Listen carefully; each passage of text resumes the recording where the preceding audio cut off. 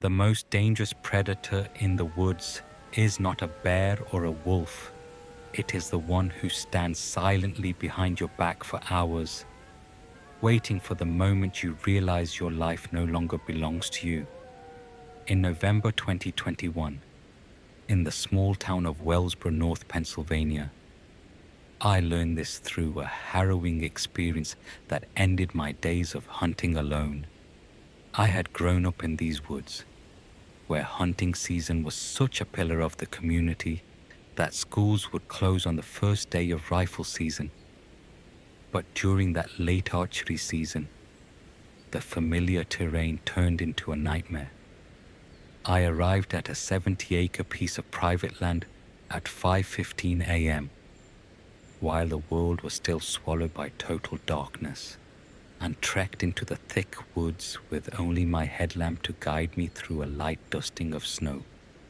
The silence was absolute and suffocating, and I was hit with an immediate heavy feeling of being watched before I even reached my stand. About an hour after sunrise, from my position 20 feet up in the air, I noticed something that made my blood run cold.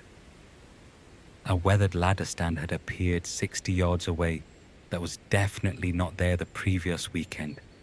A single trail of footprints led straight to its base from deep in the woods, but there were no tracks leading away, meaning whoever made them was still out there. Around 8 a.m. I spotted him, a man in a dirty grey hoodie and dark pants, standing behind a tree and staring directly at me. He didn't hide. Instead, he slowly raised his arm and gave a mechanical wave that wasn't a greeting, but a chilling acknowledgement that he saw me. He then stepped behind the tree and vanished. When I later inspected the spot, I found the snow around the tree completely undisturbed, with no tracks leading away, and the seat of his stand still covered in a smooth, untouched layer of snow. As the day progressed, the situation grew increasingly macabre, as I began to find strips of orange hunting vest material tied in knots to branches at eye level, marking a specific unsettling trail.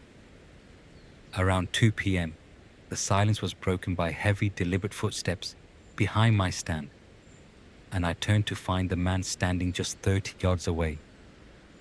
His skin was unnaturally pale, as if he hadn't seen sunlight in weeks, and he wore a fixed, toothy half-smile while clutching a screwdriver with a yellow and black handle. He stood there for 10 heart-pounding seconds, staring me down in total silence before turning and walking back into the trees.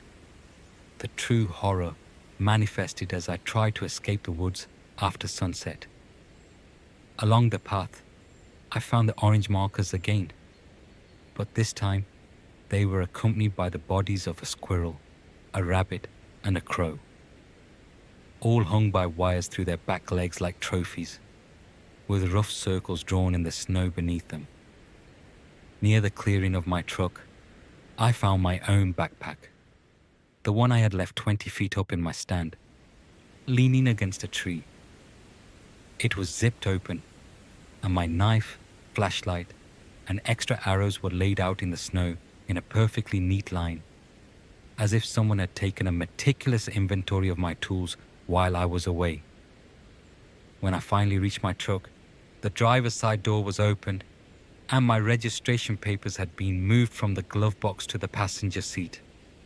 As I threw the truck into gear, I saw him one last time at the tree line, 40 yards away, smiling as he slowly dragged his finger across his own throat. 2 weeks later, officers found his makeshift shelter deep on the property, a den of tarps and old wood filled with animal bones and stolen gear, proving that in those woods, I was the one being hunted.